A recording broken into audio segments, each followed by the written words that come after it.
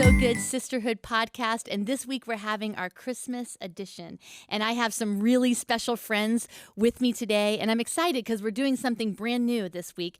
Is we're going to be filming this episode so that you can catch it on YouTube or IGTV. But I wanted you guys to get to know some of the incredible leaders that we have in our sisterhood, and so I brought them with me today so that they could share a little bit about the Christmas wisdom that they've gained through the years, and then also some Christmas traditions that we have. So I didn't want you to miss out on an opportunity to get to know them. And so here with me to my right, I have Brittany Wilson, and Brittany looks after all of our leadership development here at Christ Fellowship. And how long have you and Kevin, your husband, been on the team here? A little over 12 years. 12 years. Yes. And you have an 8-year-old daughter, Carrington. And Carrington kind of carries the little sisterhood torch out at our Royal Palm Beach campus. She's and into amazing. her school. She wore it today. I love that. I love that. Go, little sister.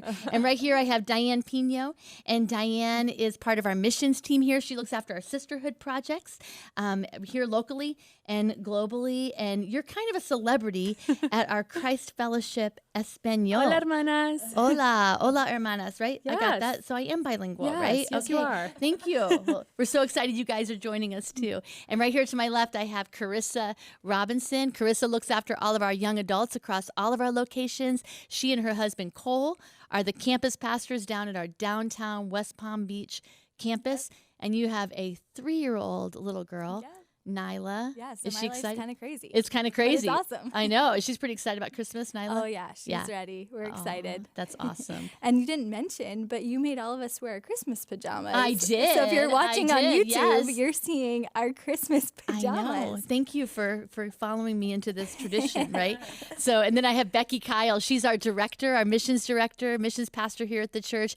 And I'm actually so shocked that you got to be here today because we are right in the middle of mission season, right? Yeah, and we are so excited about everything that's going on and everything that God's doing. I know, it's amazing. It's amazing. Well, like Carissa said, I made everybody wear their Christmas pajamas today. So if you want to press pause right now, you can go ahead and get your Christmas pajamas on so that you can be kind of a part of the spirit here, because this is actually, I really did this in honor of our very favorite Christmas tradition. So in our family, we have something that we call Pajama Day. And Pajama Day is on December 26th and has become our very favorite tradition because being in ministry for as many years as we have been, Christmas looks a little bit different for us. It's kind of like our Super Bowl, So there's a lot of preparation, lots and lots of Christmas Eve services. Can't wait for those. But also we would kind of hit Christmas Day and, family and friends and just get through the rush. And December 26th, we were exhausted, right? And so we kind of fell over the finish line. So we told Jefferson that there was this holiday called Pajama Day. And the Pajama Day is December 26th, where everybody, nobody gets out of their pajamas all day, right? And you watch Christmas movies all day and you eat leftovers. And I had no idea that what, started out as just survival mode became our favorite tradition. And I remember the first year Jefferson started dating his now wife, Cassie. She came up to me after a Christmas service and she said, "Hey, I'm coming over for Pajama Day." I'm like, "What? I didn't know it was a thing, and I'll be checking out the pajamas before you come." But it was awesome, and so it's become our favorite tradition. So I'd love to hear some of y'all's favorite traditions. I'm going to start with you, Becky. Yeah, so I've been doing this for I don't even know how long, probably since I moved out on my own. And so every single year, when I put up my tree and I make cookies, I watch Miracle on 34th Street. And actually, now I remember watching it with my mom. So this has happened for a long time. But every single year, I watch it and I think I cry every year at the end when the little girl goes and she gets the beautiful house that she wants and the dad, and her mom is pregnant, and it's just obviously she's thinking Santa did it, and every year it's the reminder to me that God cares about the small things for the kids, and just it's always a reminder to me that he cares about the small things for me too. Awesome. And so I cry every year watching it. And I'm kind of embarrassed to admit this, I have never seen this movie. I know. You're gonna have to come over this year. We're gonna start a tradition. Because everybody needs to watch it, even if you watch the end. Carissa, what's your favorite tradition? Oh man, I I'm kind of the crazy one that waits to wrap their present until literally Christmas Eve. And I know that's probably like so irresponsible, but like I just love wrapping presents. And so I stay up all night Christmas Eve Wow. to wrap presents. It's kind of my thing. And I wouldn't suggest it because it is kind of a crazy season, Yeah. but I love it. So Christmas Day might be your pajama day, right? Yeah, So, yeah, oh my and gosh. every day following. That's amazing. That's amazing. That's awesome. I was going to say, if you're staying up on the 24th, Christmas Eve, then you might kind of join my family because we are Spanish. And so we celebrate Christmas on Christmas Eve. So I grew up staying up till midnight and opening all our gifts. And we still do that to this day. So at midnight on Christmas Eve, I guess Christmas Day now, we are pulling out the pork and the potato salad and Oh my this goodness. grand meal at 12 a.m. And that's just what we do as a family. And so when people say, so what's your Christmas Day dinner? I'm like, cereal? Because we eat a big meal and we open Yeah. all of our gifts and we have these like traditional sweet like dulce de leche, so we'll like hand those out to all of our family members and we do this like weeks in advance, and then that night we just sit there and we eat and we open gifts and we awesome. laugh, and the next day is a pajama day as well. And that's awesome. I think I've gotten some of that dulce de leche from your Yes. mom, Yes. Colombian favorite. I Oh, love it it. I is. love it. Aw, that's great. So for us, Christmas is a season. It's definitely not a day in the Wilson household. And so we start our traditions super early, and we have lots of different ones along the way. But one of my favorite ones that we have been doing since I was a little girl is the entire family goes to my grandmother's house, Nanny. She just turned 94, and we all bake Christmas cookies. Yeah. And so it's been fun as the family has grown and as we've gotten older and had children to bring our children in on this tradition. And now it's 29 of us that get together to bake these Wow. cookies. And then these are the ones that we all put out for Santa on Christmas Eve. So it's just been a fun little tradition we've done for several years. I can't think of a Christmas that we didn't do it. So it's been going on that long. That's amazing. That's How many awesome. cookies do you all make? A couple dozen per family. So It's a lot of cookies. It's a lot. 29 Wow. people. She is 94, but she is no joke in the kitchen. So she also makes cinnamon buns for the entire family, and that's our other Christmas Wow. tradition is everybody eats cinnamon buns Christmas morning. That's So we kind of had a incredible. little argument over who was going to have to learn this tradition because it is a lot of work Yeah. to keep it going. Are you So- taking on the torch? No, I haven't decided yet. That was the discussion around the Thanksgiving table. So we'll see what happens on Christmas Day. Well, Christmas at this point is just a couple of weeks away, right? We're on the countdown to Christmas. And as a church family, we kind of decided this year that we weren't going to get all caught up in the Christmas craziness, but that we were going to do things different this year. We said a couple weeks ago in the weekend message that if you want something different than you've ever had before, you've got to do something different than you've ever done before. And for us, doing Christmas differently really means like maximizing this opportunity that we have when the whole world, right? The world around us. I mean, you walk through the mall, they're singing Christmas songs and, it's all decorated and everything is pointing to the greatest event that ever happened in human history, which is when Jesus came to the earth. And these 25 days of hope is what we call it, is really about maximizing this opportunity to deliver the hope of Jesus into the world around us, to people that may have lost hope, right? And to people around the world who are hungry or orphans, so that we can deliver hope to them when they need it the most. But I think that that when I think about hope, you can't really give something that you don't have. And so, before we can deliver hope, we have to really have a deep understanding of what that is. And my prayer, over our church family and especially over our sisterhood in this season is that we would have this divine revelation, this profound revelation of what hope really is and why it really matters. And so I would love to hear from you guys, because I actually threw down this challenge early on to our team that you would lean into this profound revelation of hope this year, the hope that Jesus came to bring. And so I'd love to hear from you, what God's been speaking to your heart about hope and why hope matters. Yeah. Chris, I'm going to start with you here. Yeah, I think it's so powerful that you bring that up because hope really is, it's so important that before we can deliver hope, we have to recognize the hope that we have in our life. And, I think for some, like we get the term hope confused with like optimism or positivity, right? Like, I hope things happen, like wishing for the best kind of thing. But hope and optimism or positive thinking is not the same thing because optimism and positivity is based off of your current situation, right? You're looking at the cards that you've been handed and you're like, surely this is going to work out, but that's not the hope that Jesus has come to bring us. He has brought us a hope, an eternal hope. And I love that our hope in Jesus is not based off of our current situation, right? Like we don't have to look at the cards and go, man, I hope God's going to work it all out, because the hope that Jesus has brought to us is one that is based off of his reputation, right? His situation, his faithfulness over and over again in our life. And for me, that's so important for me to really truly believe, because for some of you, you've listened to our first podcast episode that we dropped, and I shared about just this prayer that I've been praying for 3.5 years. And, if I didn't have the hope of Jesus, if I just was leaning on optimism or positive thinking, I would look at the cards I've been dealt and go, man, there's just no hope, right? There's no way that this is going to work out.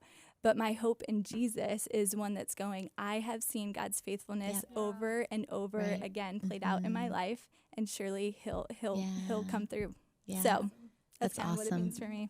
That's awesome. That's so, and to kind of piggyback off what you were saying, when I think of the word hope, you think of just setting your expectations on a person of importance. And Pastor Julie, you and Pastor Todd shared a message a few weeks ago about saying that hope is trusting in the character of God. Yeah.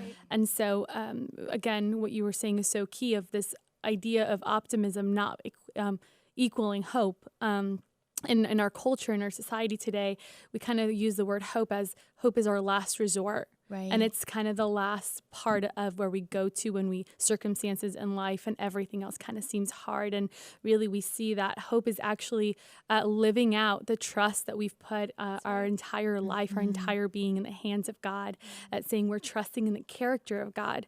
But I've learned in my life that for me to be able to trust God, I have to know what God says in his word about my life, about my situations, about what I'm walking through. And I think of this verse in Jeremiah 17 that it says, "Blessed is the man who trusts in the Lord, whose trust is the Lord. He is like a tree planted by water that sends out its roots by the stream and does not fear when heat comes, for its leaves remain green, and is not anxious in the year of drought, for it does not cease to bear fruit." And so just this truth that I can cling to the person of Jesus as my hope when everything else kind of seems to point in different directions. Jesus is my hope.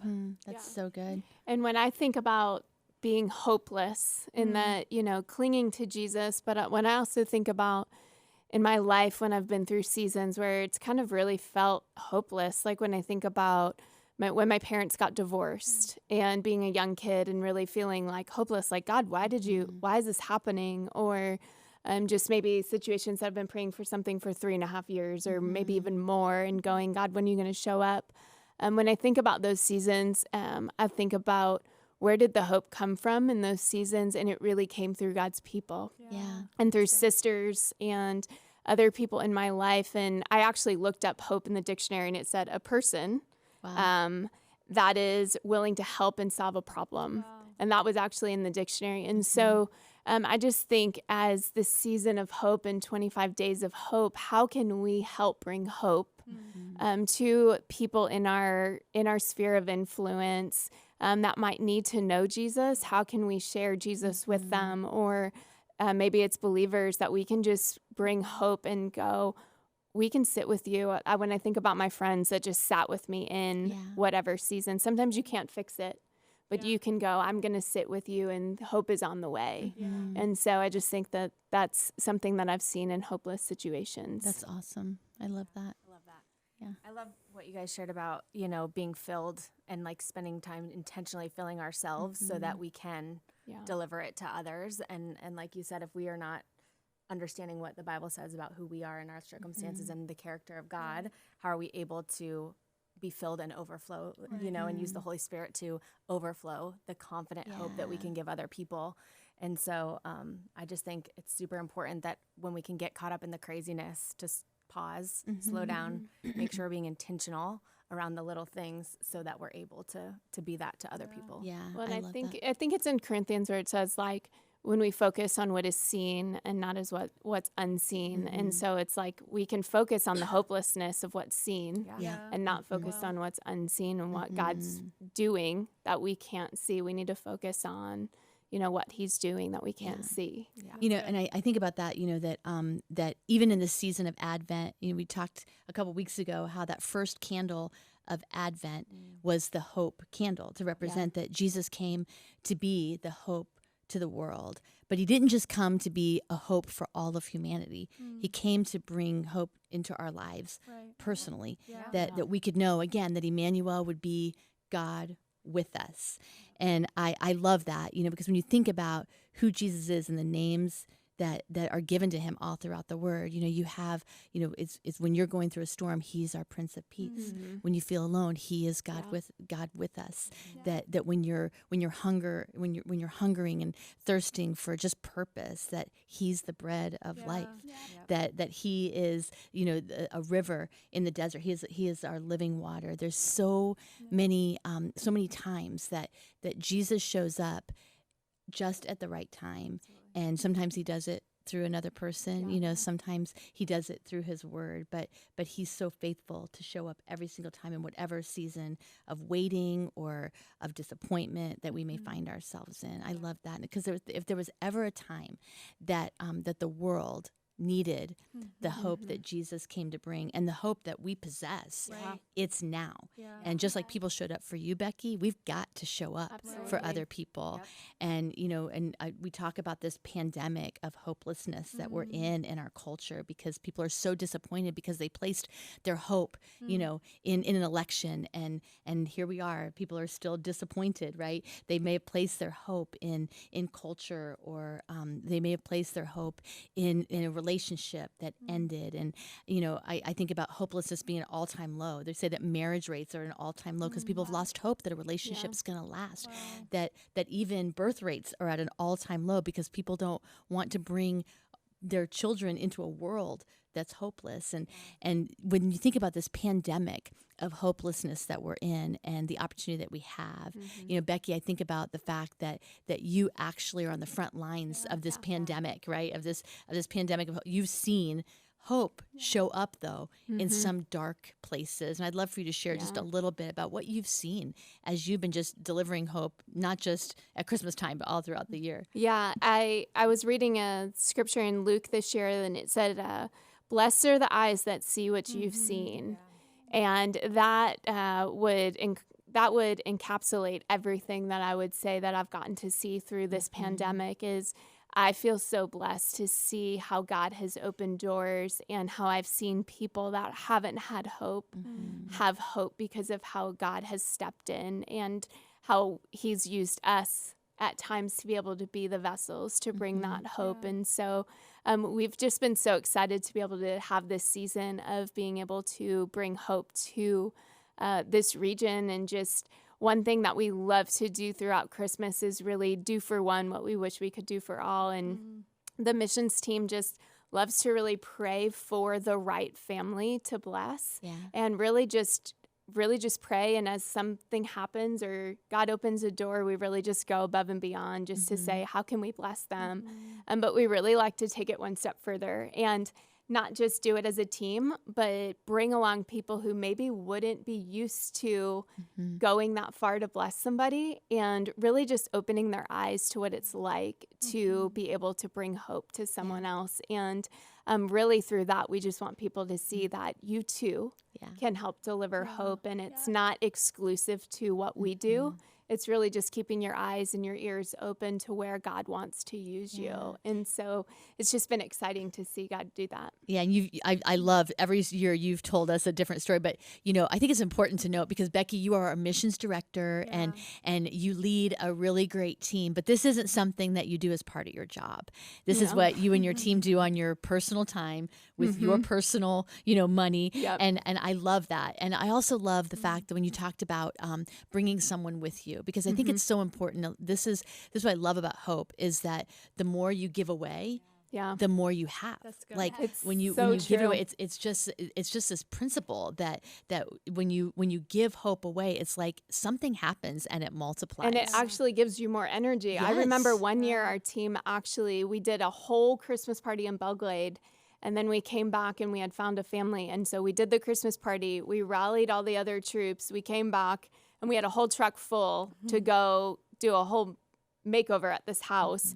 And I can tell you, everybody was more energized when we left, and you wouldn't think it would be because you'd think we were exhausted. And so it does. It gives you energy, and it makes you want to do it again and again and again. And so it's just exciting to get to be a part of. Yeah, I love that. Yeah, and honestly, I would say that I've seen in so many different areas that we've done different outreaches, but really personally in my life, I was able to see that through some of the holiday meals that we were giving out. And we did a sit-down dinner with at a local soup kitchen. And as I was giving out food, I found myself that morning praying and saying, God, would you give me your eyes to see someone today? Because I'm such a doer. I'm such a want to get everything done. And sometimes I finish the task and I look back and say, all of that just happened. And I don't know. I didn't see Jesus in it. I just did it. And so that morning I woke up and I said, God, would you give me your eyes? And as we got there and we were giving out meals, I saw a lady sitting by herself at a table.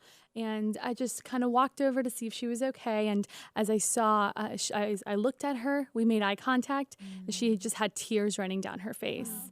And so I sat down and I got to talk to her. And as I found out, she, through different decisions and circumstances, had found herself here in South Florida without a job, without a home, and without family. And so as I talked to her, I asked her, a few moments ago, you were overwhelmed. Do you mind sharing why? And she said, no, honey, it wasn't that I was sad. It was that I was remembering about a week ago, I was in a small group of ladies and they looked at me and said, when was the last time that you had tears of joy? Wow. And she said, I couldn't answer that. And I wish they would ask me now, because now I have these tears, these were joy, because all of this, you guys would do all of this for me. Who am I? And I just sat there and I said, let me tell you who you are. You're a daughter of God. You've chosen. You have a purpose over your life. And Pastor Julie, you say it so well. This was just a sentence in the paragraph of a chapter of the book that God is writing over her life. Right. And I got to pray for her, and I got to just deposit faith over her to say, there is hope, and his name is Jesus. And let me, I'm believing with you and for you what you may not be believing right now. And so being able to see that firsthand, and really it's because of those prayers saying, would you give me your eyes to see? Yeah.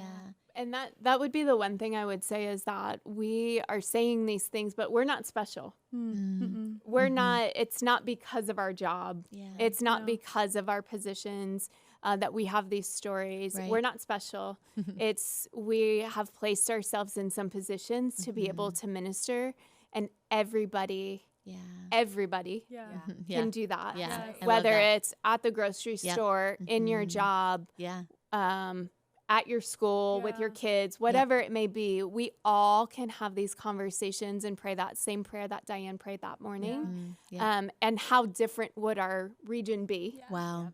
If everybody woke up every morning throughout this season and prayed those prayers. I think I was going to say, pray in the prayer, give me eyes to see, but also ears to hear. Ears to hear. About a time we were at, Kevin and I, years ago, we started the whole here at Christ Fellowship, just the shift, the slow shift of, not getting so caught up in Christmas crazy. Mm-hmm. And Kevin and I were very motivated, and we wanted to change how we did Christmas. And one of the things we would pray about is like, show us somebody that we can bless through this season. And similar to what the missions team does. And I just think about the time I was sitting in my office at the hospital, and one of my coworkers was telling me that her house got broken into. She had all of her Christmas presents wrapped underneath her tree. And I just sat and listened to her. And I got home and I said, Kevin, I found the person we're going to bless. And she had no idea, was so unexpected. I just slipped her a little note in her locker at work. And just listening, like if we just slow down enough to listen, the stories that we'll hear, the people that we can help, the hope that we can deposit just by listening. Yeah. It's simple. Yeah. I was thinking about, Pastor Julie, you were talking about Emmanuel, which means God with us. And really that's our hope, right? God is with us. And if you're a Christian, God is in you through the Holy Spirit. And delivering hope in this season is really answering the question, who are you bringing God to, right? Like, who are you delivering God to? And I love that, that looks so different for each of you. It's like meeting a need tangibly or spending time listening to someone. But really that is what delivering hope is. Yeah. It's just asking the question, who can you bring God to this season? I love that. And if you need some ideas of how to deliver hope, we're going to put in the show notes our calendar that really outlines 25 days of hope. And we've got tons of ideas. We'll also put our website there because we have lots of opportunities to do this, So this might be new to you, right? This might be new to you and knowing what to do and how to do it. So I'm excited about that. But, I love that that we can deliver hope in such practical ways, like bringing food to the homeless, providing food and shelter for orphans around the globe. But, I think sometimes that we get so busy in ministry, even delivering hope to humanity. But it doesn't have to be that, that complicated. We don't have to go across the globe. This isn't just about delivering hope to humanity. It's also about carrying hope to the humans that live the closest to us, right? Because some of these sacred moments, happen with the people that are closest to us. And Brittany, you and I had a conversation about this, about some of the things that you do in your family. Yeah, so we have, just so many different traditions. Like I said, we start our season, end of November, like Thanksgiving evening starts our Christmas season. And so it's just, Pastor Julie, you had mentioned at one of the events I heard you speak at about, your kids are not your luggage to just be drug around with you. That's right. And that really stuck out to me as like, how can I intentionally include Carrington in all of the things that we like to do as a family so that she feels a part of it. And so we have, our fun Christmas trips and that kind of stuff that we plan. But as we, check off the boxes by, the beginning of December, we still have the rest of the month to do other things. So we kind of shift from like the fun stuff to... You're kind of an overachiever. I know. I was thinking we go 0 to 100. Yeah. So when Chris, you were like, I can't think of a tradition. I'm like, I have plenty. Which one of mine do you want to just claim for this season? I've got plenty. And so...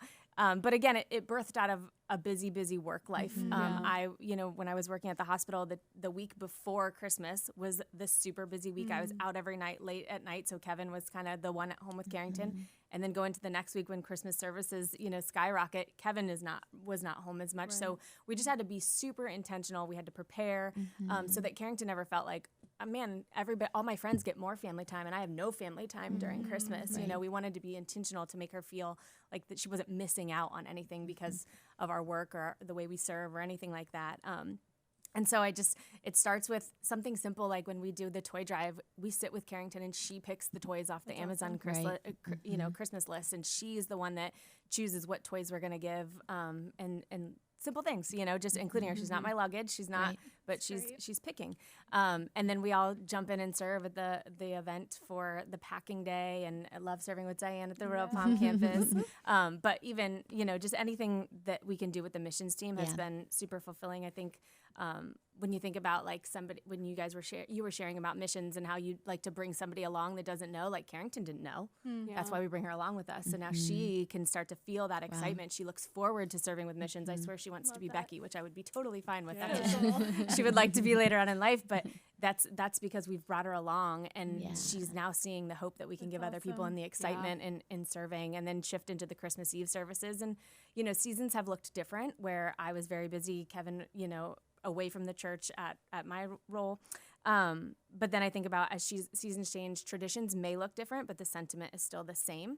And so now that Carrington's older and doesn't have a strict bedtime that we have to get her down, like we can serve at all the Christmas services together. And so, you know, Joy does a great job at our Royal Palm campus of making her feel like she's one of the campus coordinators. She really kind of is. We have to maintain the entitlement side of that a little bit too sometimes, but you know, just being there as a family and not looking at it as, you know, losing time. We're gaining memories. It's just a totally different mindset of our memories. Just like our Christmas traditions and our memories look different than some of her friends, and that's okay. And we have fun doing it. So that's amazing. That's awesome. I love that you said that we have to slow down, because I think we get so caught up in the hustle and bustle of this season that like we have a lot more time than we think, right? Like when we get home, we don't have to always fill our hours with so much more. And I love that you said we're so worried about everything else, worrying about humanity, that we miss the humans when we get home. It's like sometimes I just need to remind myself, like, put your phone down. You have 2 hours, get on the floor and play with your 3-year-old. You know, like we actually can probably slow down a bit. Everything is spinning so fast in our head, but we have to slow ourselves down and really enjoy the moments that we have, because I think we probably have a lot more time than we think if we really just kind of dismiss all of the extras when we don't need them. Yeah, that's good. You know, I was sharing with you guys in a team meeting a few weeks back, and I was sharing with you just kind of this prayer that I had for our team and for our church, and that you would have the best Christmas ever, right? And that sounds just a little bit shallow when I say that. It's like, just have the best Christmas ever. I hope that you have the best Christmas ever, and that's my hope, right? But like you said before, hope isn't just wishful thinking. It's not just optimism. We know, first of all, that hope has a name. His name is Jesus. But there is also hope. Hope is also a verb. We need to, hoping is when we put our faith and our hopes into action. And there's actually this book I read called Hope Rising, and it talks about this whole science of hope, that it is a verb. But hope is comprised of 3 things. You know, first of all, you have to have a goal. And if our goal is that we would have the best Christmas, and when I say the best Christmas, I mean like the best Christmas filled with like this profound revelation of who Jesus really is and the hope that he came to bring into the world. And that it would be a Christmas filled with these sacred moments with our family and with our spiritual family, and that there'd be opportunities that we would be able to make a difference in the lives of others. That's what I'm talking about when I talk about the best Christmas. But if that's my hope, right, that there's a pathway to get there. That hope is that goal to have that best Christmas, plus willpower, plus way power. And willpower is, this is what I want, so I'm going to put some energy into it. But there's also this way power, and way power is the pathway to get there. And so when I think about the hope of Christmas and the hope that we deliver hope at Christmas, that I think about this pathway that we have to pave. And I think that the pathway really is preparation. That we have to put some intentionality and some preparation into that. And that's what we've been talking a lot about in these traditions, and being intentional in delivering hope. But there's also this this way power, this pathway that we hope for the best, but we need to prepare for the worst, right? Because as great as the holidays are and as much fun as all these traditions, there's a lot of stress that comes along with the holidays. And one of the top stressors is really, finding those perfect gifts. We put so much pressure on ourselves to find the perfect gift, right? I don't even know what to get Todd. I mean, Becky's mom buys him the most amazing presents, right?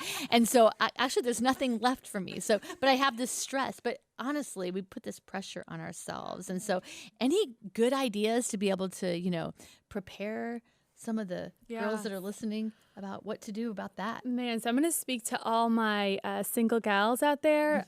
The struggle is real. Can we just say that? And especially if one of your love languages that you give out love is through gift giving, the struggle is harder. Because you're such a gift giver. Oh, I love giving gifts and like intentional gifts. And it's all about the wrapping. Wrapping, gift wrapping is one of my spiritual gifts. I'm not sure what book of the Bible survival it is, but it's there. And I love gift wrapping. I love make sure that all of the gifts coordinate under the tree, all the gift wrapping, the bows, everything has to coordinate.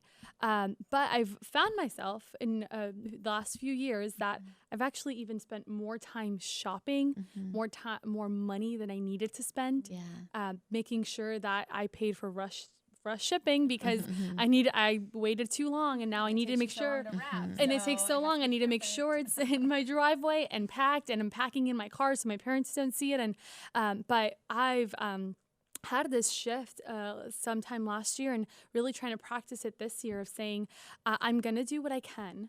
And I'm going to be intentional in listening to some of the gifts, but really, and don't laugh at me, but I want to say I am the gift. Your presence is your presence. But I've seen like my grandma's in town from Colombia, and so she flew from Colombia to spend Christmas with us, and really all she wants is for me to sit down with her and talk to her about everything that we're doing. Because she's just such a proud grandma, crying, and so my mom just wants me to sit with her or stand at the kitchen and help her cut up onions and cut up everything for our meal at midnight. So and so just being present is something that I'm trying to practice, and knowing that I am enough for my family, and not having to add on something else because society says that maybe I should be married and have a kid by now, and so that would be like what I'm bringing to the family, or I should be bringing these luxury gifts to my family instead, saying I'm here and I'm present and I want to share with you all that I'm getting to be a part of, and really they get so excited that they're like, well, why aren't we doing, like, let's all serve together? And so I'm just saying, single girls out there, just love your family well, be there, listen. They want to hear you. They want to be with you. And they know that this season is one that can either be, again, a beautiful marker or a sore subject.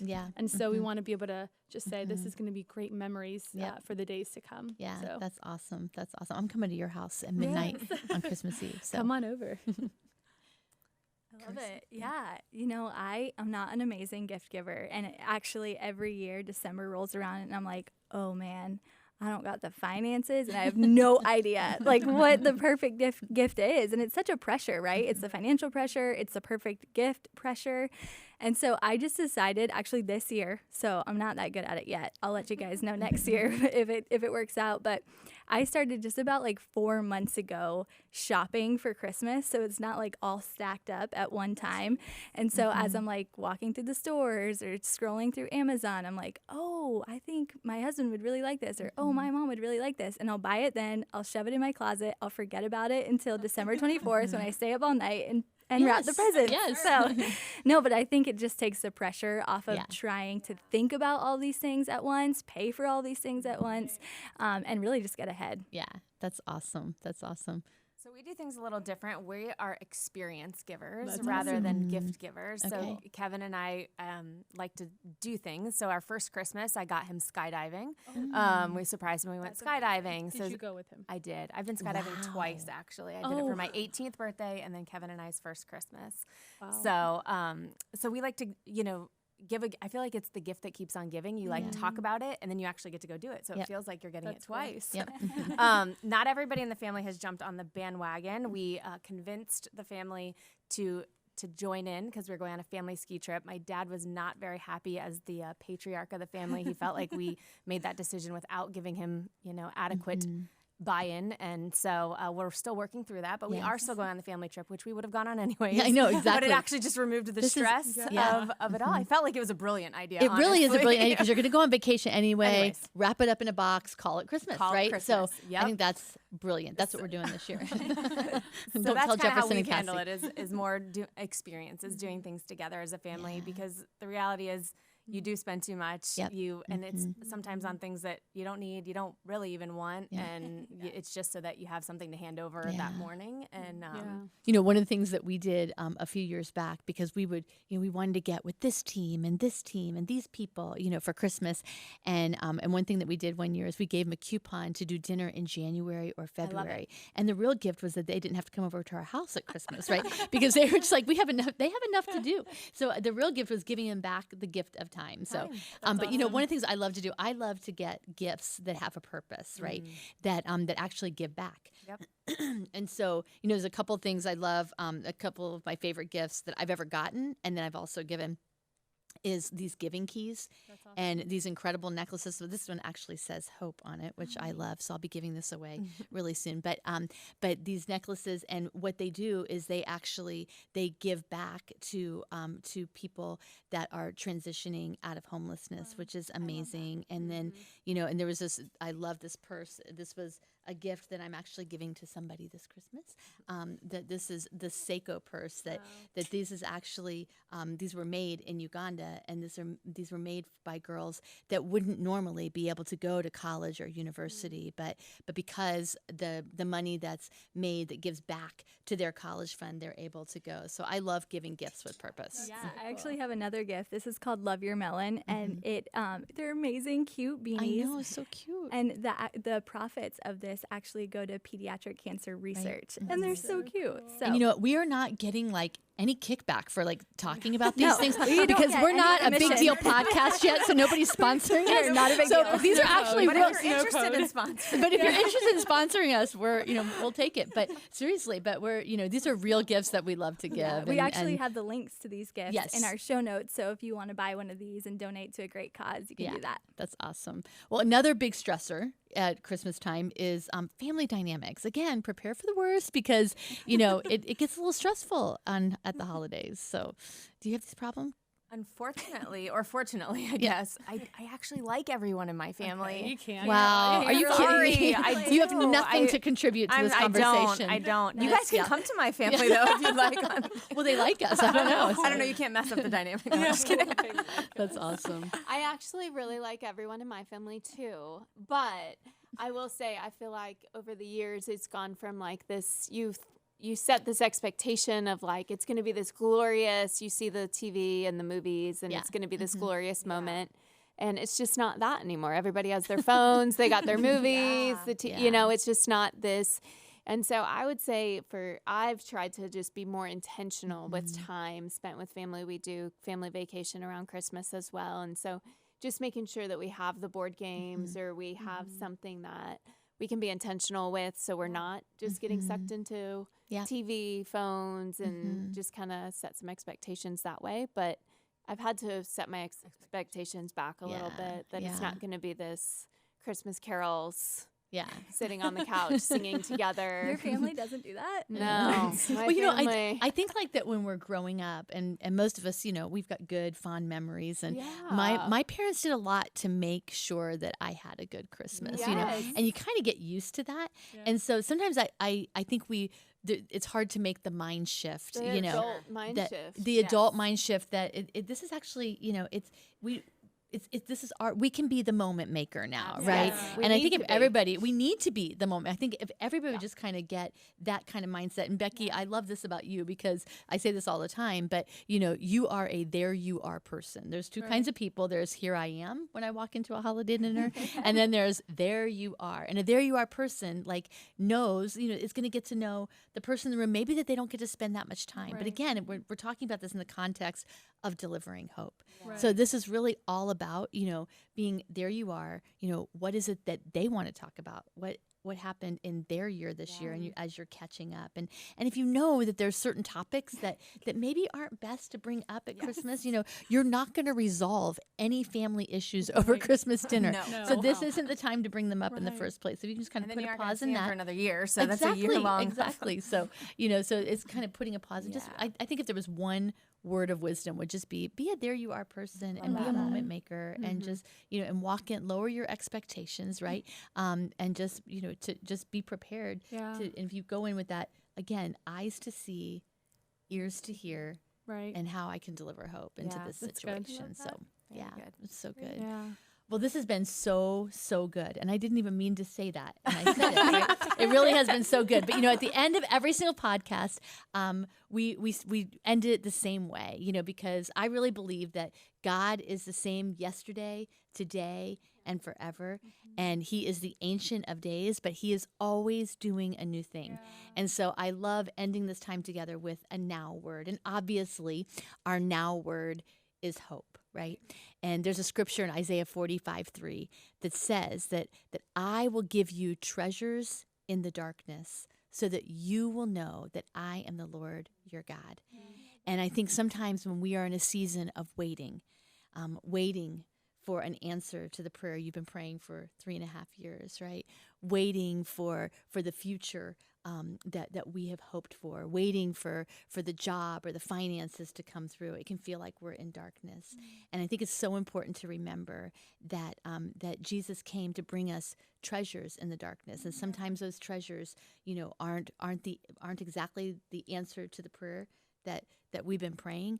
It might be that He brings peace in the midst of a storm, that He brings joy that surpasses your circumstances, that He brings this depth of character or this refining of your faith.